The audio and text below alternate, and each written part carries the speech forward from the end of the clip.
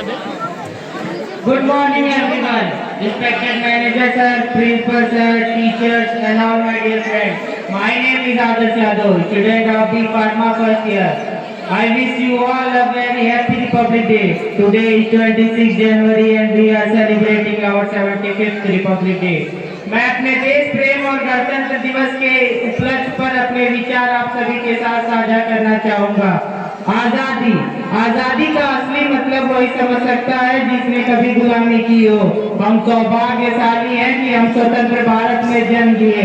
यूं तो आजादी की लौ 1857 में ही जल चुकी थी, जो विशाल बन के और 1947 में हमारे देश को आजादी दिलवाई। हम सौभाग्यशाली हैं कि हम स्वतंत्र भारत में जन्म लिए। प्राचीन, मध्यकालीन, वर्तमान भारत के उदाहरणों को स्पष्ट करना चाहूंगा कि जब हम फिरंगियों के फेरे में फंस गए थे तो रंगे बसंती चोला की एक आवाज पर टोले के टोले उमड़ाते थे और उनके वंदे मातरम के नारों से खून में आने वाला 5-5 डिग्री का तूफान अंग्रेजी शासकों की जड़ों में तूफान ला देता था। लोग मर जाते थे, मिट जाते थे, फांसी चढ़ जाते थे, तो वो अभी अपनी देशभक्ति साबित कर रहे होते थे, क्योंकि उस दौर की देशभक्ति की यही कसौटी थी।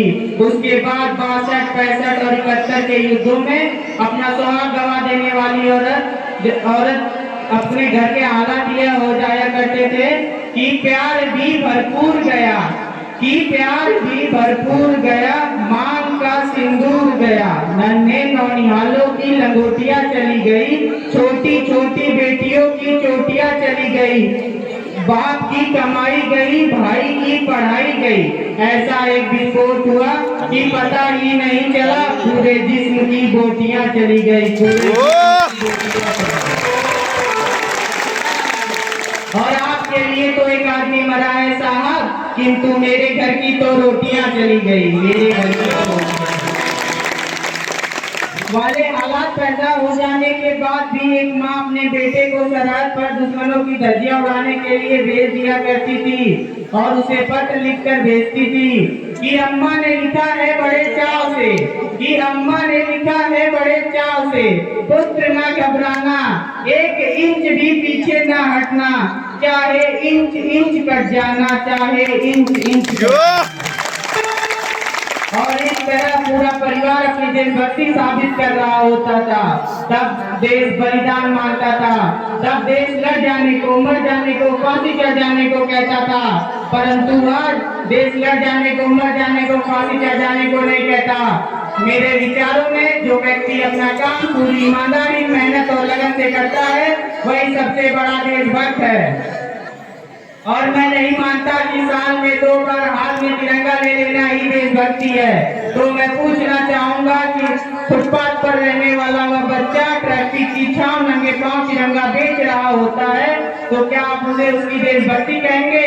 यह उसकी देशभक्ति नहीं, उसके पेट की भूख की शक्ति है जो उसे यह करने पर मजबूर करती है। क्योंकि ना मस्जिद को जानते हैं, ना शिवालयों को जानते हैं, ना मस्जिद को जानते हैं, ना शिवालयों को जानते हैं। जो पेट के भूखे होते हैं ना, वह सिर्फ भोजन देने वालों को जानते हैं। और ये भी बहुत अजीब बात है कि हम एक ऐसे समाज में जीते हैं जहाँ पत्थर की मूर्ति को लगते हैं 56 भोग और भूखे नंगे तड़पते सो जाते हैं लोग। मैं यही कहूँगा कि मजदूर को मजदूर समझिए, मजबूर नहीं। गरीब को काम दीजिए, दान नहीं। और दान देने के इच्छुक है तो जीते जी रक्त दान दीजिए और मरने के बाद अंग दान देकर किसी मरते हुए को जीवन दान दीजिए। बहुत अच्छे। और यही सच्चा राष्ट्र प्रेम है। कहा जाता है कि हम दुनिया के सबसे बड़े लोकतांत्रिक देश है, जहाँ हिंदू पैदा होते हैं, मुसलमान, सिख, ईसाई भी पैदा होते हैं, लेकिन बदकिस्मती है कि अब इंसान नहीं पैदा होते। और मेरे विचारों में ना हिंदू की जरूरत है, ना मुसलमान की जरूरत है। राष्ट्र निर्माण के लिए केवल एक अच्छे इंसान की जरूरत है, कि जरा सोच कर देखिए, ये पेड़ पौधे और शाखाएं भी परेशान हो जाए अगर परिंदे भी हिंदू और मुसलमान हो जाए। और तब तक तो ना इस देश का अंधविश्वास खत्म होगा, ना ही हमारा राष्ट्र निर्माण संभव होगा। हमारी संस्कृति और सभ्यता को दुनिया ने शीश नवाया है, फिर आस्था के नाम पर क्यों हमने अंधविश्वास फैलाया है। मेरे विचारों में राष्ट्र निर्माण तब संभव होगा जब स्वच्छ भारत को सरकार ही नहीं, सड़क पर चलने वाला हर नागरिक अपना हाथ बटाएगा। स्वस्थ भारत, स्वच्छ भारत को दिल से अपनाएगा। असल मायने में राष्ट्र निर्माण तब संभव होगा जब एक गरीब बच्चा मध्य भोजन के लिए नहीं बल्कि ज्ञान अर्जन के लिए सरकारी स्कूल की चौखट पर कदम रखेगा। बड़ी बड़ी बातें नहीं, छोटी छोटी कोशिशें करनी होंगी, क्योंकि ठोकर हमें पहाड़ से नहीं पत्थरों से लगा करती है।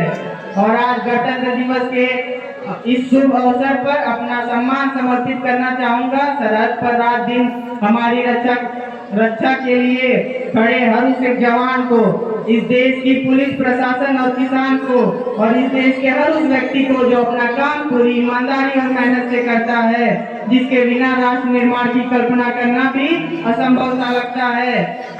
और आज इस मंच पर पूरी जिम्मेदारी के साथ कहना चाहता हूँ कि राष्ट्र निर्माण तब संभव होगा जब मैं और आप मिलकर प्रयास करेंगे, क्योंकि हमारे देश की जिम्मेदारी नहीं है हमें आगे ले जाने की, हमारी जिम्मेदारी है अपने देश को आगे ले जाने की। अंत में मैं यही कहना चाहूंगा, मेरा भारत महान था, महान है और महान रहेगा, क्योंकि सारे जहां से अच्छा हिंदुस्तान हमारा, हम उनको लेकर ये गुलिस्तान हमारा। जय हिंद, जय भारत।